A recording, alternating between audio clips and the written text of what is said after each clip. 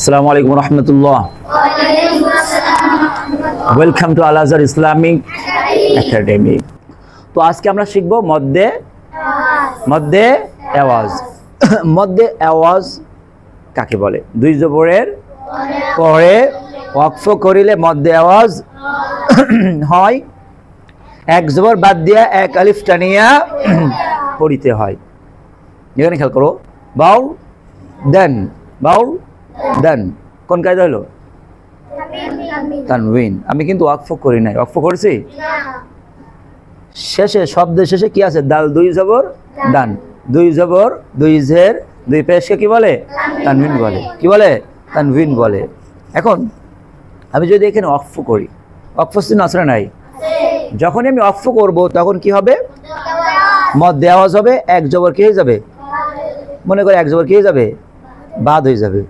মনে মনে ধরবা এক জবর বাদ, তাই বলে মধ্যে তো বাড়ি না কিন্তু, বাড়া মধ্যে তো বাড়ি না কিন্তু। বাউ দেন অফ করলে হবে বাউ দা। প্রায় তোমরা দেখি বোঝো না, এটা বুঝতে পারো না, অনেক কষ্ট হয়ে যায়। বাউ দেন অফ করলে হবে বাউ দা। আলিফ বুঝছো? দুই আলিফ বুঝছো? বাউ দেন অফ করলে হবে বাউ দা। দুই জবরের পরে অক্ফ করিলে মধ্যে আওয়াজ হয়। এক জবর বাদ দিয়া আর এক জবরে কি করতে হয়? এক আলিফ টানিয়া পড়িতে হয়। বুঝছো? তারপর খেয়াল করো, ইল মান, ইল মান, মান কোন কায়দা হলো? তানউইন। এবারে যদি আমি ওয়াকফ করি তাহলে কোন কায়দা হবে? মধ্যে আওয়াজ। ওয়াকফ না করলে কিন্তু মধ্যে আওয়াজ হবে না। তোমাকে ভালো করে বুঝতে হবে। অনেকের কাছে বলি আমি যে ইলমান, এটা কোন কায়দা? বলে হুজুর এটা হচ্ছে মধ্যে আওয়াজ। মধ্যে আওয়াজ হয়েছে? আমি কি ওয়াকফ করছি? যখন তুমি ওয়াকফ করবা তখনই হবে মধ্যে আওয়াজ। ওয়াকফ করা না, ওয়াকফ না করার আগ পর্যন্ত কি ওটা মধ্যে আওয়াজ হবে? ওটা কিন্তু তানউইনের কায়দা হবে। আইন লামজের ইল জজমের কায়দা, তাই না? আর মিম আলিফ দুই জবর মান হচ্ছে তানউইনের কায়দা। আর যখন আমি মানকে ওয়াকফ করব তখন হবে ইল মা, তখন হবে কোন মাদ? নাকি মধ্যে তো বাড়ি? যে হুজুর এক আলিফ টান হচ্ছে মধ্যে তো বাড়ি, কোনটা হবে? মধ্যে আওয়াজ। ইলমান, ইলমা। বুঝছো?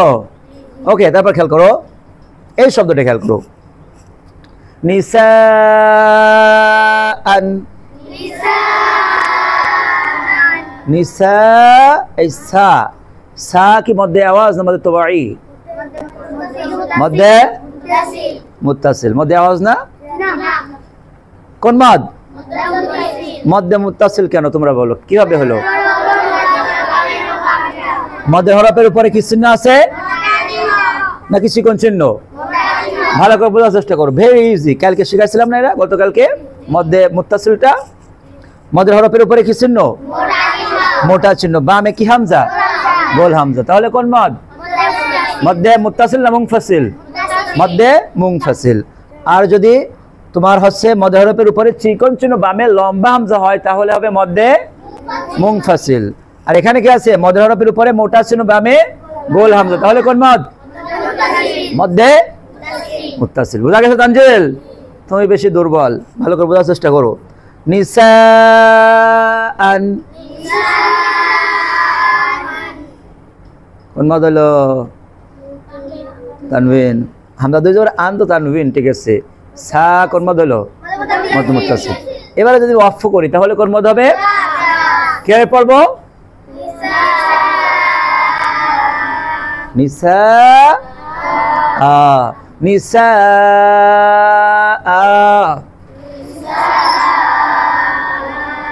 না, হামজা, হামজা এখানে চার টান দিবা। শেষে কয় আলিফ? এক আলিফ।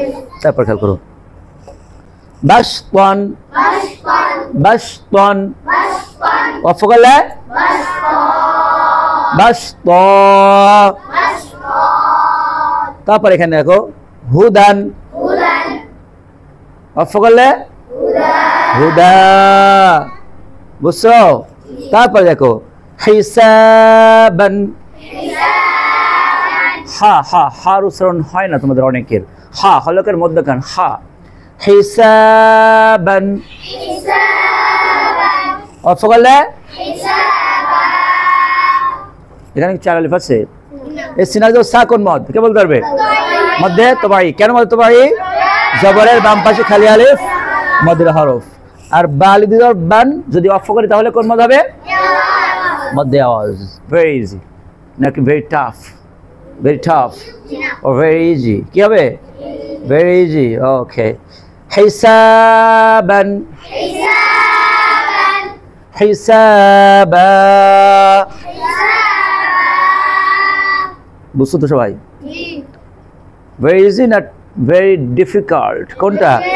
ভেরি ইজি, তাই না? এই মতটা কিন্তু রিয়েলি ভেরি ইজি, তাই না? তো আশা করি তোমরা ভালোভাবে কি করছো, বুঝতে পারছো। সম্মানিত ভিউয়ার্স, আপনাদের উদ্দেশ্যে একটা কথা বলি, আপনারা যারা সহি করে কোরআন তেলাওয়াত শিখতে চান তারা অবশ্যই আমাদের চ্যানেলটি সাবস্ক্রাইব করে রাখবেন। কারণ আমরা আমাদের ক্লাসগুলোকে এমনভাবে ডিজাইন করতেছি, আপনি যদি আমাদের ক্লাসগুলো রেগুলার দেখেন তাহলে আপনি কি করতে পারবেন? কায়দা কারণ নিয়ম কারণ শিখে সহি করে কোরআন তেলাওয়াত করতে পারবেন ইনশাআল্লাহ। Thank you so much. আসসালামু আলাইকুম রহমতুল্লাহ।